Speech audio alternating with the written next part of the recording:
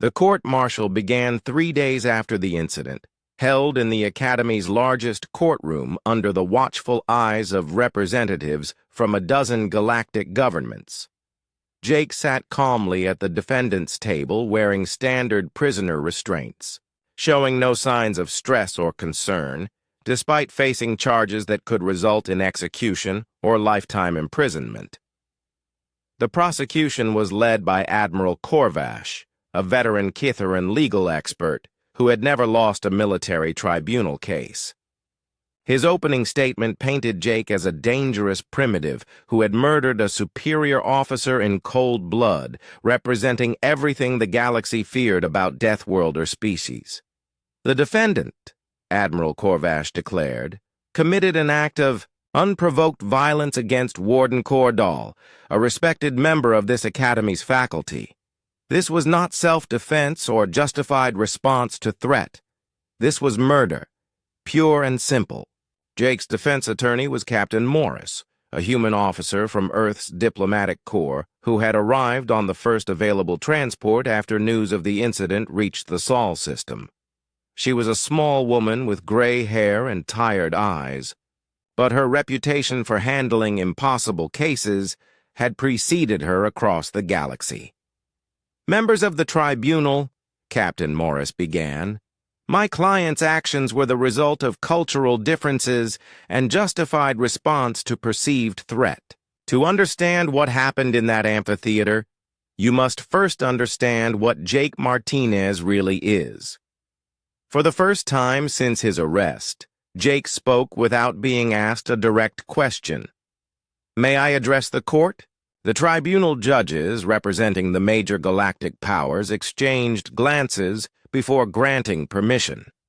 Jake stood slowly, his movement still controlled despite the restraints. "My name is Jake Martinez," he said, his voice carrying clearly through the courtroom. "I was born in the Australian Restricted Zone, Sector 7, where my family has worked for 3 generations. We are not pest control operators. We are monster hunters." The courtroom fell silent as Jake continued. "Earth's governments do not advertise this, but 40 years ago, several military biotechnology programs lost containment.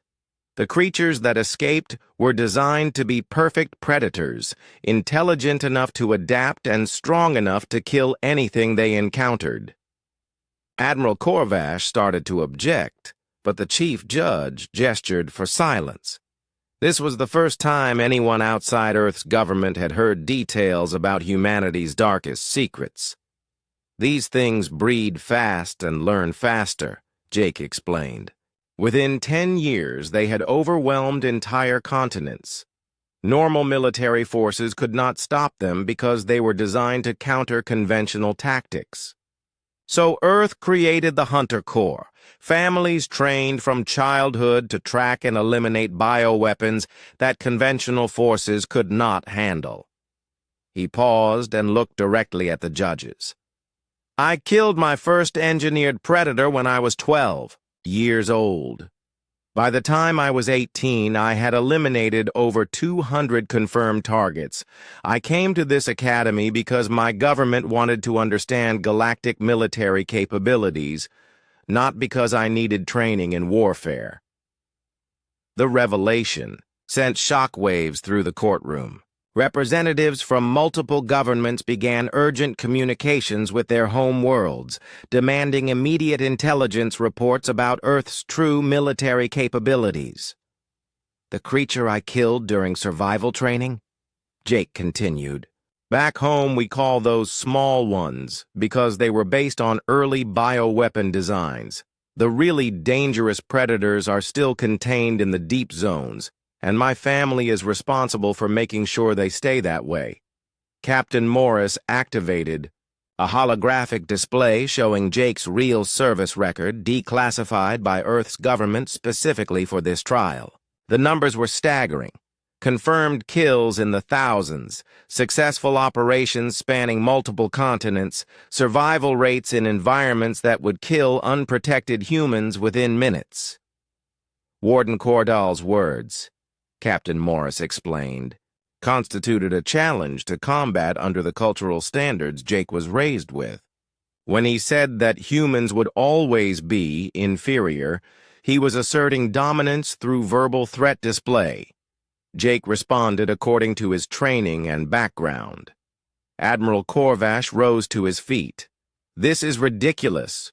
Words cannot justify murder!" Jake's laugh was quiet, but clearly audible. "Words. Admiral, you have no idea what constitutes a threat where I come from. Warden Cordell was 3 meters tall, massed over 400 kilograms, and was physically capable of killing me with his bare hands. When he approached my position while making statements about human inferiority, every instinct I possess identified him as a predator establishing dominance before an attack." The prosecution's case began falling apart as expert witnesses testified about cultural differences in threat assessment and species-specific communication patterns. Earth's ambassador provided classified footage of Hunter Corps operations, showing Jake and his family members eliminating creatures that made the Academy's apex predators look like harmless pets. But the moment that truly changed galactic opinion came when Prince Zexhai took the witness stand. The Vorthak noble had been called to testify about the harassment campaign against Jake's squadron, but his testimony revealed something more disturbing. The human was always controlled, Zexhai admitted under oath. Even when we sabotaged his equipment and endangered his crew, he never lost his temper. He simply adapted and found ways to defeat us more completely. "Did you consider these actions to be warfare?"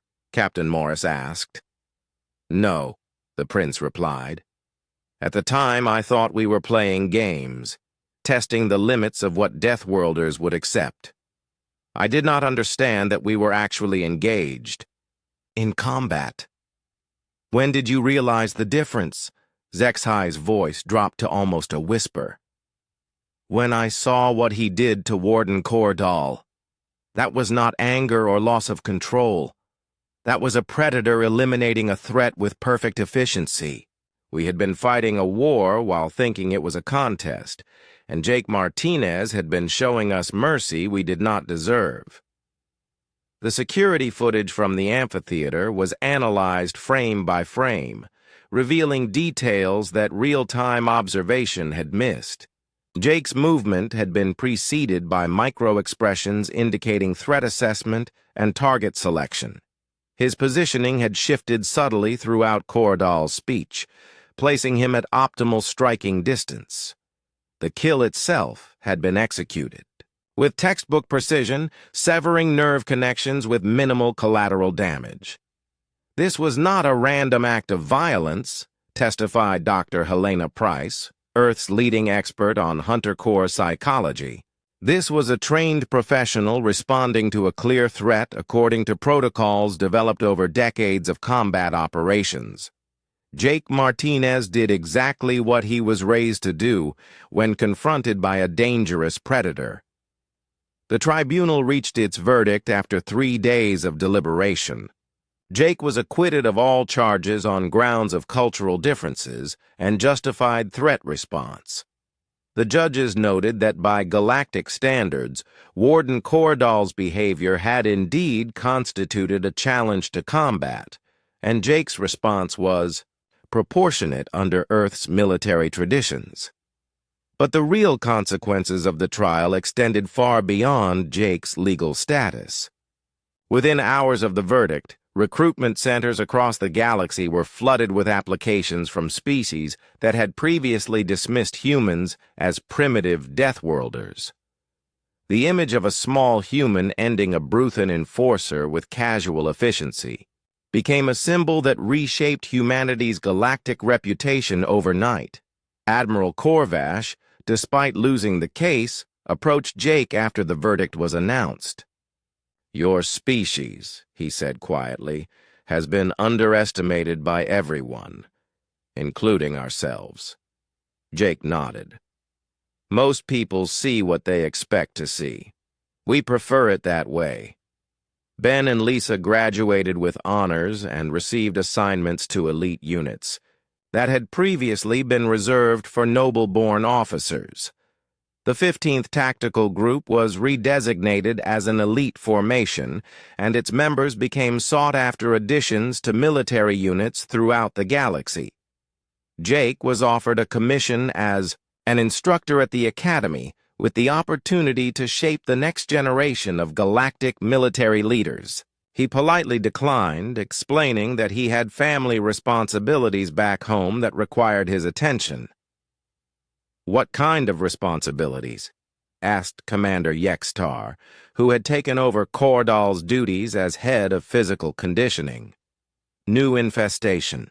In Sector 9, Jake replied. "Something big broke containment 3 weeks ago. My sister Amy is handling it for now, but she'll need backup soon." As Jake prepared to board the transport back to Earth, Velnara found him in the docking bay. His former roommate had been assigned to the Republican Strategic Command with a rank and position far above what anyone had expected for a recent graduate. "Will we see you again?" she asked. Jake shouldered his duffel bag and looked out at the stars. "Depends on how well people remember this lesson. Earth has been quiet for 40 years because we've been busy cleaning up our own mistakes. But if the galaxy ever decides it wants to test human resolve again—" He left the sentence unfinished, but Velnara understood the implication. Humanity had revealed just enough of its true nature to serve as a warning. The choice of what happened next belonged to everyone else. The final day of War Games dawned with Jake's 15th Tactical Group holding an unprecedented perfect record. 27 engagements, 27 victories, most achieved against impossible odds and superior forces. Military historians would later study his campaigns as examples of asymmetric warfare at its most effective, but on that morning, Jake was more concerned with Lisa's medical reports than his place in Academy records. The closing ceremony took place in the Academy's main amphitheater, a massive structure that could hold every cadet and instructor on Kepler Station. Traditional military pageantry filled the air as squadron after squadron marched in formation, displaying their colors and achievements for gathered dignitaries from across the galaxy. Jake's squadron entered last, a deliberate slight that placed them after units with far inferior records. The 15th Tactical Group wore standard Academy uniforms without the decorations and honors that adorned their competitors. They looked exactly like what they were supposed to be, expendable cadets from forgotten worlds, lucky to have survived their assignments. But everyone in the amphitheater knew the truth. The quiet human and his collection of misfits had outfought, outthought, and outmaneuvered the best the galaxy had to offer. Prince Zexhai's coalition lay in ruins.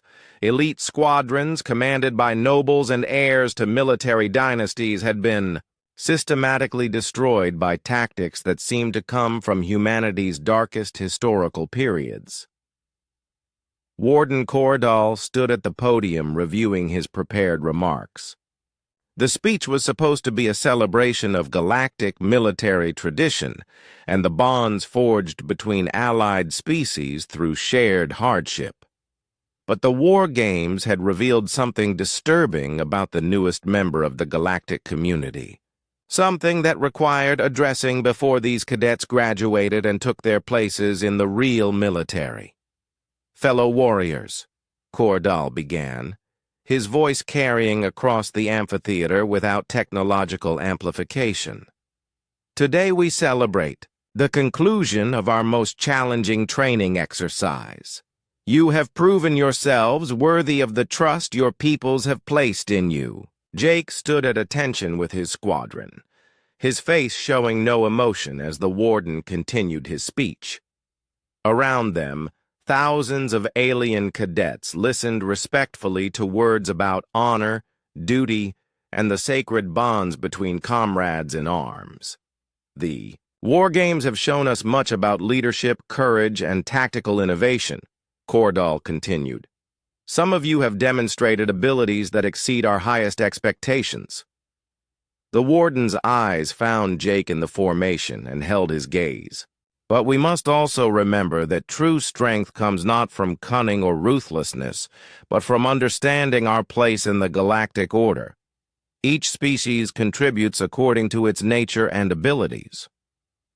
Ben Foster, standing beside Jake, noticed his friend's jaw tightened slightly. It was the first visible reaction Jake had shown since the ceremony began. The Vorthak provides strength and courage in battle, Cordall said, gesturing toward Prince Zexhi's reduced formation. The Silarans offer strategic thinking and long-term planning. The Bruthen bring discipline and unwavering resolve. Jake's hands clenched into fists at his sides, then slowly relaxed. The movement was so subtle that only his closest teammates noticed it. And what of humanity? Cordall asked, his voice taking on a tone that suggested he was building toward an important point. What is the proper role of Deathworlders in our Grand Alliance? The amphitheater fell silent. Every being present understood that they were witnessing something significant, though most could not have explained exactly what was happening. Humans excel at adaptation and survival, the Warden continued. These are valuable traits in limited circumstances, but we must not mistake tactical cunning for true military leadership. Jake took one step forward, breaking formation. The movement was barely perceptible, but it sent ripples of tension through the assembled cadets. Cadet Martinez, Cordall said, acknowledging Jake directly for the first time. Your performance during the war games has been remarkable. You have shown that humans can indeed compete with more advanced species when properly motivated. The condescension in his voice was subtle but unmistakable. Jake's squadron mates could see the change in his posture, the way he seemed to become perfectly still while remaining at attention. But let us not forget the lessons of history, Cordall continued. Primitive species often mistake violence for strength, cunning for wisdom. Your victories in these exercises demonstrate adaptability, nothing more. Jake's breathing had become very controlled, very even. Ben recognized the pattern from their survival training and felt a chill run down his spine. You may have won these. Games, Deathworlder, Cordall said, stepping down from the podium and walking toward Jake's formation. But do not mistake tactical cunning for true strength. Your species will always be... Jake moved. One moment Warden Cordall was speaking, the next he was collapsing to the amphitheater floor with his spine severed at the base of his skull. Jake's hand had found the Bruthen's neck with a precision that suggested intimate knowledge of alien anatomy. The movement was so fast that most witnesses saw only a blur of motion, followed by the massive alien's body hitting the ground. The amphitheater erupted in chaos. Alien cadets screamed and scrambled for exits while others reached for weapons that were not there. Security alarms began wailing as emergency protocols activated throughout the station. Jake stood over Cordall's body, his expression showing no emotion whatsoever. When Academy security forces surrounded him with weapons drawn, he made no move to resist or escape. He simply waited, as if violence was the most natural thing in the galaxy. "Stand down!" shouted Commander Yextar, the Academy's senior instructor. "Nobody move!" The security team kept their weapons trained on Jake while medics rushed to examine Warden Cordall. But everyone could see that the Bruthen was dead, killed, with surgical precision by someone who knew exactly how to disable one of the galaxy's most physically powerful species. "Cadet Martinez," Commander Yextar said carefully, "you will surrender yourself to Academy security immediately." Jake nodded and allowed the guards to restrain him without resistance. As they led him away, his voice carried across the silent amphitheater with perfect clarity. Anyone else want to discuss the proper place of humans in galactic society? Prince Zexhai, standing with the remnants of his coalition, felt something he had never experienced before. Fear. Pure, instinctive terror of a predator that had just revealed its true nature. The human had killed Warden Cordall as easily as swatting an insect, and his casual tone suggested that he could do the same to any of them without hesitation. Ben and Lisa, watching their friend disappear into custody, exchanged glances that contained years of unspoken understanding. They had always known Jake was different, but they had never imagined how different until this moment. Velnara observed the proceedings with her characteristic analytical detachment, but her large, black eyes showed a new respect for her former roommate. She had suspected there was more to Jake's background than pest control, but even she had not anticipated this level of lethality. As news of the incident spread throughout Kepler Station, 3 facts became clear to everyone involved. First, Warden Cordall was dead, killed by a human cadet in front of thousands of witnesses. Second, Jake Martinez had surrendered peacefully after demonstrating that he could have easily killed dozens more if he had chosen to resist. Third, the quiet human who had seemed so harmless for the past 4 years had just changed the balance of power in the galaxy. The Academy's communication systems buzzed with encrypted messages as faculty members contacted their home governments. With urgent reports, military attachés demanded immediate briefings about Earth's true capabilities. Intelligence agencies began reassessing everything they thought they knew about humanity's role in galactic affairs. In the medical bay, Lisa Hayes watched news coverage of the incident while recovering from her injuries. She understood better than most what had driven Jake to act, and she knew that the galaxy was about to learn some uncomfortable truths about what humans were really capable of when pushed too far. The age of thinking Earth was just another minor. Member of the galactic community had ended in the space between one heartbeat and the next. Now came the reckoning. The final semester brought the War Games, a months-long exercise that would determine final rankings and post-graduation assignments. Unlike the controlled simulations of earlier training, the War Games used real ships, real weapons, and real consequences for failure. Cadets who performed poorly would find themselves assigned to frontier patrol duties or administrative positions far from the centers of galactic power. Jake received his assignment on a cold Tuesday morning. Squadron Leader, 15th Tactical Group, commanding 12 light cruisers and their crews. His squadron was officially designated as the Reserve Force, but everyone at the Academy knew what that really meant. The 15th was where they put the cadets nobody expected to succeed. His squadron included Ben Foster, who had washed out of advanced pilot training after crashing 3 simulation pods in a single week. Lisa Hayes was assigned as communications officer after her previous commander complained that she asked too many questions during briefings. The rest of the squadron was filled with similar cases, cadets from minor species or political undesirables, whose families lacked the influence to secure better assignments. "Well," Ben said cheerfully as they reviewed their ship roster, "at least they gave us actual vessels instead of escape pods." Lisa was less optimistic. "Look at these technical specifications. Half our ships are using outdated reactor cores, and the weapon systems are at least 2 generations behind current standards." Jake studied the tactical displays showing their assigned vessels. The ships were old but well-maintained, and their crews were experienced even if they lacked the prestige of elite units. More importantly, nobody would expect much from the 15th Tactical Group, which meant they could operate without drawing unwanted attention. "These will work," Jake said simply.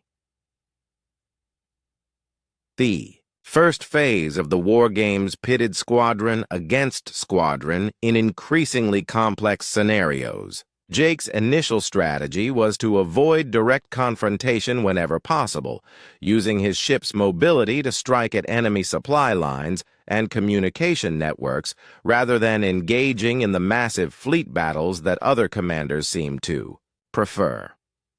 His approach frustrated opponents who had trained for glorious ship-to-ship combat. When Prince HFY led his heavy assault squadron against the 15th Tactical Group, expecting an easy victory, Jake split his forces into 3 groups and attacked the prince's supply convoy while avoiding the main battle entirely.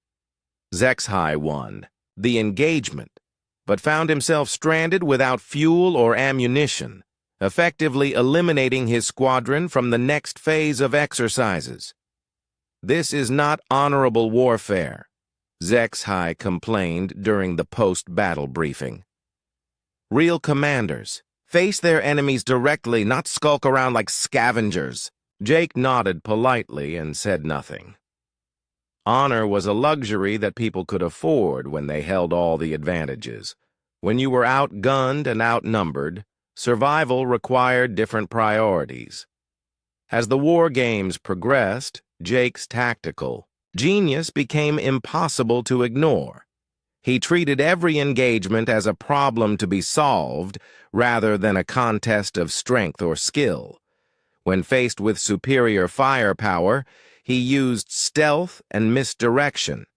When outnumbered, he found ways to force enemies to fight on multiple fronts. When trapped, he turned defensive positions into offensive weapons. The 15th Tactical Group's victory record started attracting attention from academy instructors and rival commanders. Jake's unconventional strategies were analyzed, discussed, and copied by other squadrons. Military scholars began comparing his techniques to classical Earth military theorists, noting similarities to strategies used by famous generals from humanity's violent history. But success brought scrutiny, and scrutiny brought trouble. Other squadron leaders began forming alliances specifically to counter Jake's growing influence. Prince HFY organized a coalition of noble-born cadets who viewed the humans' victories as an insult to proper military tradition. They started sharing intelligence, coordinating attacks, and using their family connections to gain advantages in equipment and positioning. The harassment began subtly. Jake's squadron would arrive at their assigned positions to find that fuel. Deliveries had been delayed or ammunition shipments had been accidentally redirected to other units. Communications channels would suffer mysterious interference during critical moments.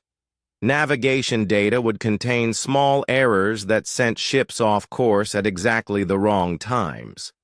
Jake endured these setbacks without complaint, adapting his strategies to account for unreliable supply lines and compromised information. But his crew members were growing frustrated with the obvious sabotage, and their anger was starting to affect squadron morale. The situation reached a crisis point during the siege of Orbital Platform Tango 7. Jake's squadron had been assigned to break through enemy defenses and capture the station, but they arrived to find their supporting units had withdrawn without warning. Intelligence reports about enemy strength proved to be completely wrong. What should have been a quick strike against light defenses became a desperate battle against overwhelming odds. Lisa Hayes was monitoring communications when enemy fire breached her ship's shield generators. The blast threw her across the bridge and into a bulkhead with enough force to crack 3 ribs and cause severe internal bleeding.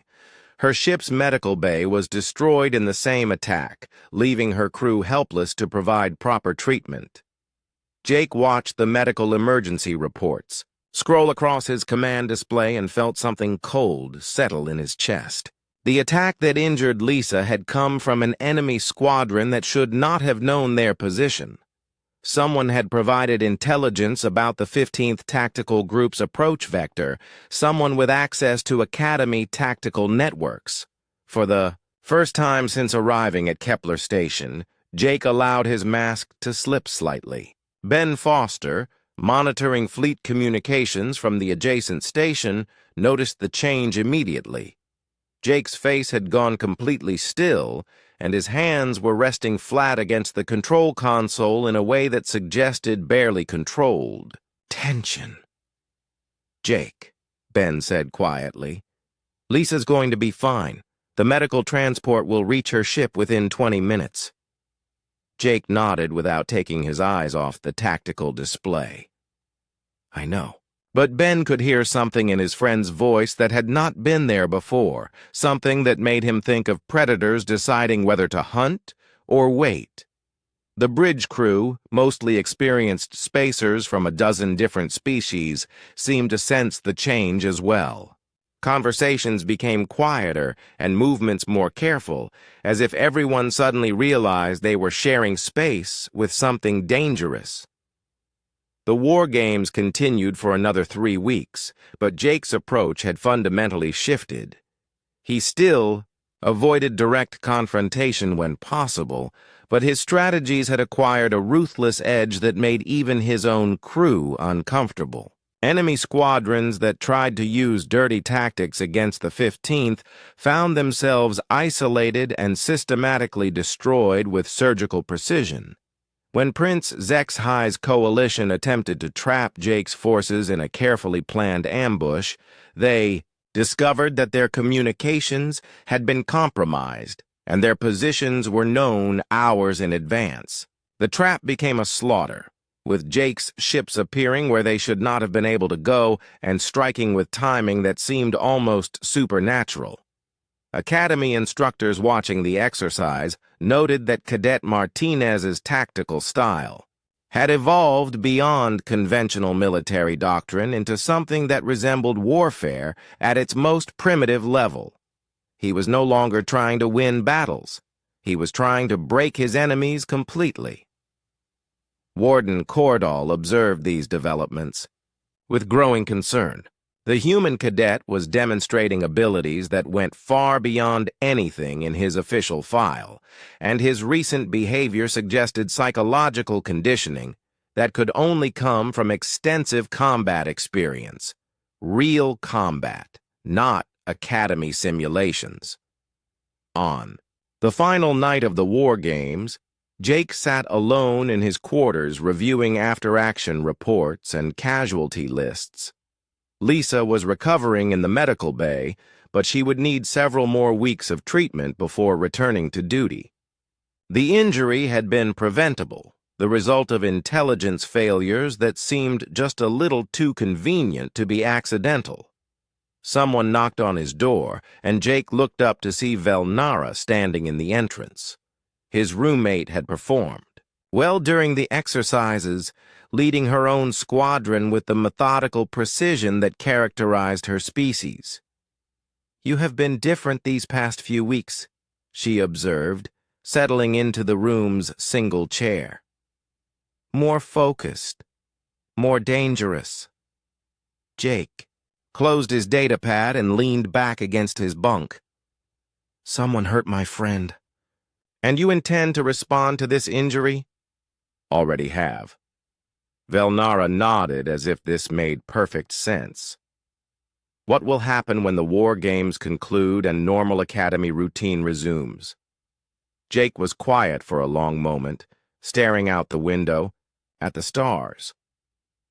"Depends on how smart people want to be." His roommate studied his face with her large black eyes, noting details that most beings would have missed. The set of his shoulders suggested coiled tension. His breathing patterns indicated elevated stress responses. His hands showed minor calluses and scars that did not match his supposed background in pest control. "What did your family really do? Back on Earth?" she asked.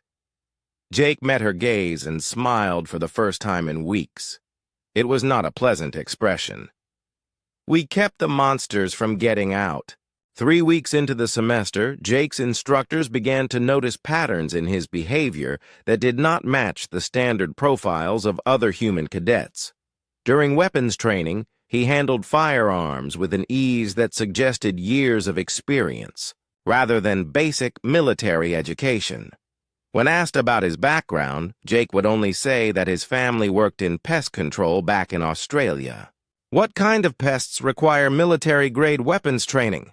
asked Instructor Holmec, a veteran Catharan warrior who had served in 3 galactic conflicts. "Big ones," Jake replied, field-stripping his plasma rifle with movements so smooth they looked automatic. The instructor watched Jake reassemble the weapon in half, the time it took most cadets to figure out which end was which. "How big?" Jake shrugged. "Big enough." This became a common theme in Jake's interactions with faculty and students alike. Every answer he gave raised more questions, but he never volunteered additional information. When medical scans revealed an unusual number of healed fractures and tissue scarring for someone his age, Jake explained them as childhood accidents. When psychological evaluations showed stress response patterns typically found in combat veterans, he said he had always been a light sleeper. The Academy's survival training program was designed to test cadets under controlled adverse conditions. The exercise took place on Gamma Titus III, a moon classified as moderately hostile by galactic standards. The environment included extreme temperature variations, limited water sources, aggressive native wildlife, and terrain that could kill careless travelers in dozens of creative ways. Most cadet species required extensive preparation and specialized equipment to survive on Gamma Titus III for the required 72 hours. The Vorthak needed cooling units to prevent overheating during the day cycle. The Silarans required atmospheric processors to supplement the thin air. Even the hardy Bruthan cadets carried emergency medical supplies in case of encounters with the moon's venomous fauna. Jake arrived at the staging area carrying standard Academy-issue gear and nothing else. When Warden Cordall inspected his equipment, he found no specialized survival tools, no extra rations, and no emergency medical kit beyond basic first aid supplies. "Cadet Martinez," the warden said, "you appear to be insufficiently prepared for this exercise. Are you certain you do not require additional equipment?" "No, sir," Jake replied. "This should be fine." Cordall studied the human cadet with growing interest. In his experience, beings who underestimated survival challenges usually ended up dead or requiring emergency extraction. "Very well. You will be assigned to Survival Zone 7 along with Prince Zexhai and Cadet Velnara. Try not to become a liability to your teammates." Zone 7 was a rocky desert region with minimal water and maximum exposure to the moon's twin suns. The surface temperature during day cycle reached levels that could cook unprotected flesh in minutes. Night cycle brought freezing conditions that could kill through hypothermia. Most cadets would spend the entire exercise huddled in their shelters, waiting for pickup. Jake adapted to the environment within the first hour. While his teammates struggled with the heat and glare, he moved across the rocky terrain as if he had been born there. He found water in places where orbital surveys showed none existed, located edible plants that other species could not even see, and built shelter using materials that Zexhai and Velnara dismissed as useless debris. On the second night, something went wrong with their emergency beacon. Without the device, rescue teams would have no way to locate them if serious trouble developed. The malfunction left them effectively stranded until the exercise officially ended in 18 hours. "This is unacceptable," Zexhai declared, examining the broken beacon with mounting frustration. "My family will demand an investigation if I am injured due to equipment failure." Velnara was more practical in her concern. Our rations are nearly depleted, and the nearest water source is 6 kilometers away. We should remain here and await rescue rather than risk exposure." Jake said nothing. He was lying flat against a large boulder, perfectly still, watching something that moved in the darkness beyond their camp. His teammates had not noticed it yet, but Jake had been tracking the creature for the past 20 minutes. "What is that?" Velnara asked suddenly, following Jake's gaze into the shadows. "Trouble," Jake replied softly. "Both of you get behind the rocks and stay quiet." The creature that emerged from the darkness stood 4 meters tall and possessed more teeth than any reasonable predator should need. Its hide was covered in natural armor plates, and its claws could tear through metal. According to Academy briefings, the species was responsible for 12 cadet deaths over the past 30 years and was considered the apex predator of Gamma Titus III. Zexahai reached for his emergency flare gun, but Jake caught his wrist before he could draw the weapon. "Don't," Jake whispered. "Light will make it angry." "Then what do you suggest we do?" the prince demanded in a harsh whisper. "Allow it to devour us?" Jake was already moving. He picked up a fist-sized rock and weighed it in his hand, then selected a second stone with a sharp edge. The creature had not yet spotted them, but it was testing the air with obvious intelligence. Once it caught their scent, there would be no escape. What happened next took less than 30 seconds, but both witnesses would remember every detail for the rest of their lives. Jake stepped out from behind the boulder and threw his first rock, with perfect accuracy, striking the creature in its left eye. As it roared in pain and confusion, he was already moving to its blind side with the second stone. The creature's neck was armored, but Jake seemed to know exactly where the weak spots were located. His second strike found the gap between bone plates and severed something vital. The beast collapsed without another sound, its massive body hitting the ground hard enough to shake the surrounding rocks. Jake walked over to the dead creature and began examining its hide with professional interest. "Anyone got a knife?" he asked casually. "This thing's got some decent meat on it, and we're almost out of rations." Velnara stared at him with her large black eyes. "How did you know where to strike?" "Same basic anatomy as a drop bear," Jake replied, beginning the process of field dressing the carcass with his combat knife. "Just bigger and meaner." "What is a drop bear?" Zexahai asked, his voice still shaking slightly. "Pest back home. Family. Business, you know." When rescue teams arrived 18 hours later, they found the 3 cadets well-fed, well-hydrated, and completely unharmed. Jake had used the creature's hide to create improved shelter, its bones to make better tools, and its meat to supplement their rations. He had also identified and harvested 17 different local plants with nutritional or medicinal value.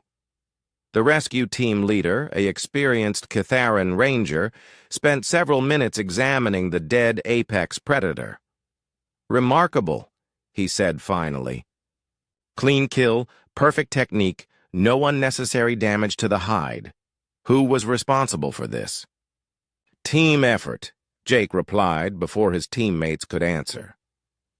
But word spread quickly through the academy about what had really happened in Survival Zone 7. By the time they returned to Kepler Station, every cadet knew that the quiet human had killed one of the galaxy's most dangerous predators with nothing but rocks and a knife. Warden Cordall listened to the official reports with growing interest. That night, he accessed Jake's personnel file and read through every document Earth had provided about Cadet Martinez. The information was surprisingly sparse for someone entering such a prestigious institution, born in the Australian restricted zone, Family occupation listed as wildlife management. No prior military service, no criminal record. Educational background showed excellent grades but no special achievements. Medical history indicated an unusual number of injuries for a civilian, but nothing that suggested formal combat training. The warden closed the file and stared out his office window at the stars. Something was not adding up about the human cadet, and Cordall had not survived 3 decades of military service by ignoring his instincts. There was more to Jake Martinez than met the eye, and the warden intended to find out what that was. Meanwhile, in Dormitory Block C, Jake cleaned his gear and prepared for another day of classes. His teammates had asked dozens of questions about his background since returning from Gamma Titus III, but he had deflected them all with his usual non-answers. He was beginning to attract attention, which was the last thing he wanted. Back home, attention meant that something had gone wrong. It meant that the containment protocols had failed and his family's work had become visible to outsiders. But this was not home, and the rules were different here. Jake would have to be more careful about how much of himself he revealed. The academy was full of predators, and some of them were starting to take notice of the quiet human who preferred to remain invisible. Jake Martinez stepped off the transport shuttle and looked around the massive docking bay of Kepler Station. The place was huge, bigger than any building he had ever seen back on Earth. Hundreds of alien cadets moved around in groups, their voices mixing together in a dozen different languages. Some looked almost human, while others had 4 arms or scales or tentacles where faces should be. He carried his single duffel bag over his shoulder and followed the signs pointing toward the academy registration desk. Nobody looked at him twice, which was exactly how he liked it. Jake had learned long ago that being invisible was often the best way to stay alive. The registration officer was a tall blue creature with too many eyes. It looked down at Jake with what might have been disgust and handed him a data pad without saying a word. Jake read through the academy rules and regulations, signed his name at the bottom, and received his room assignment. Dormitory Block C, Room 847, bottom bunk. Walking through the academy corridors, Jake noticed how everything was built for beings much larger than humans. The ceilings stretched high above his head, and the doorways could fit 3 people side by side. Most of the other cadets towered over him, making him feel like a child among adults. His roommate turned out to be a creature called Velnara from the Silaran Republic. She had gray skin and large black eyes that seemed to take in everything at once. When Jake entered the room, she was already unpacking her belongings with mechanical precision. "You must be the human," she said without looking up. "I have read about your species. Primitive but surprisingly adaptive." Jake nodded and threw his bag onto the lower bunk. "That's me. I am Velnara. I will be attending this academy for 4 years before returning to serve in the Republican Strategic Command. What are your plans after graduation?" "Haven't thought. That far ahead?" Jake replied, which was not entirely true. He had thought about it, but his plans were not the kind of thing he could share with a roommate he had just met. Over the next few days, Jake settled into the academy routine. Wake up at 0500 hours, physical conditioning until 0700, breakfast until 0800, then classes until 1700 hours. Dinner was followed by study time and lights out at 2200 hours. The schedule was strict but not particularly difficult for someone who had grown up on Earth. The physical conditioning sessions were where Jake first noticed the differences between species. The Vorthak cadets, led by a prince named Zexhai, dominated most of the strength exercises with their massive frames and natural aggression.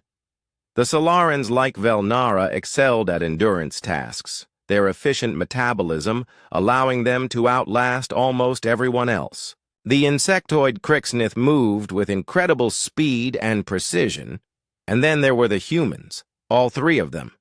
Besides Jake, there was Ben Foster from the North American Federation and Lisa Hayes from the Mars colonies.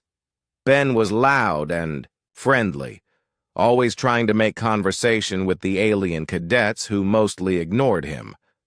Lisa was somewhere in between, polite but reserved, focusing on her studies and keeping her opinions to herself.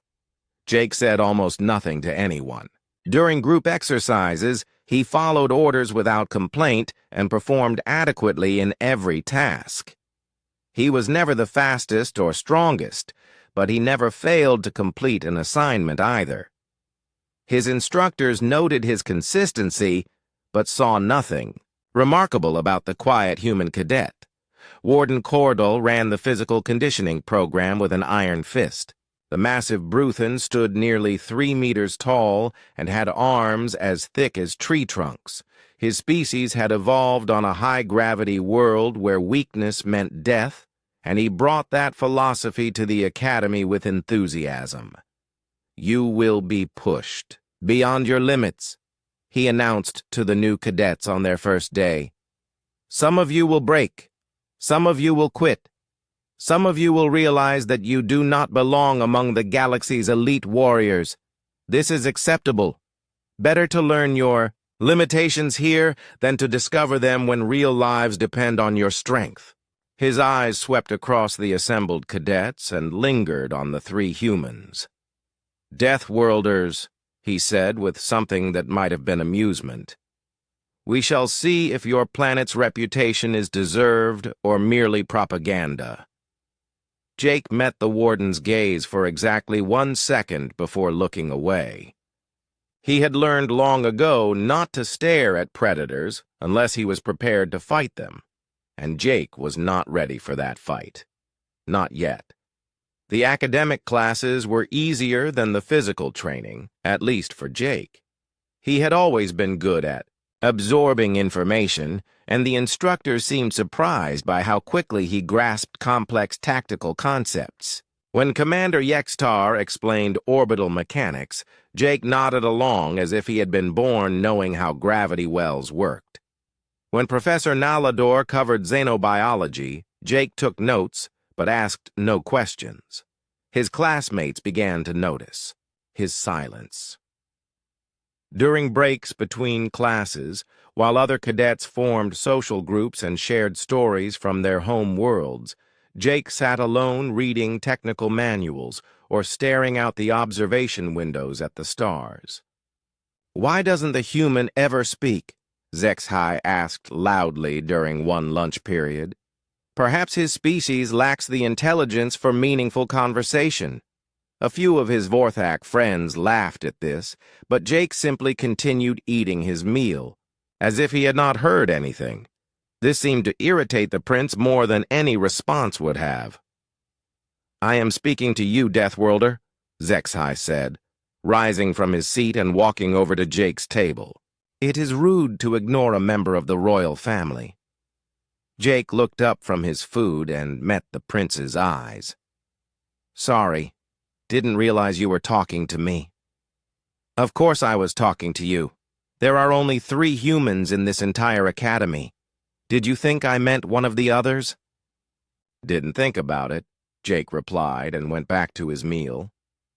Zexhai's face darkened with anger, but before he could respond, Warden Cordell's voice boomed across the cafeteria.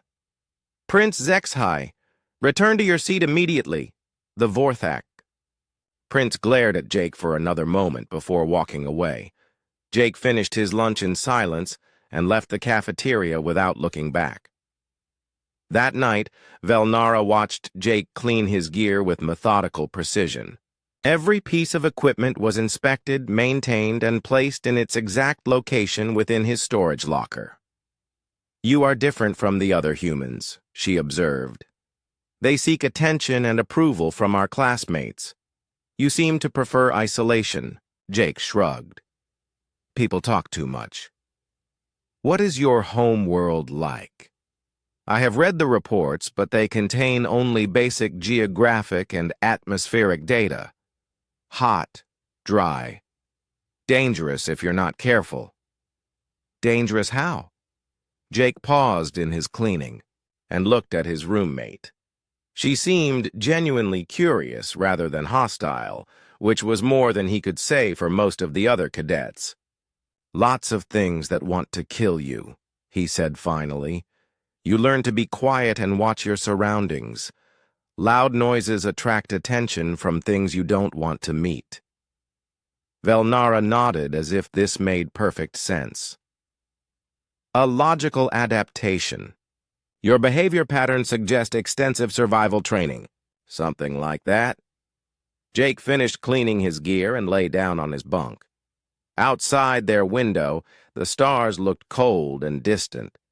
Nothing like the burning sun that had shaped him back home. He closed his eyes and tried not to think about what his family was doing without him. There would be work to do when he returned, the kind of work that required skills the academy could never teach.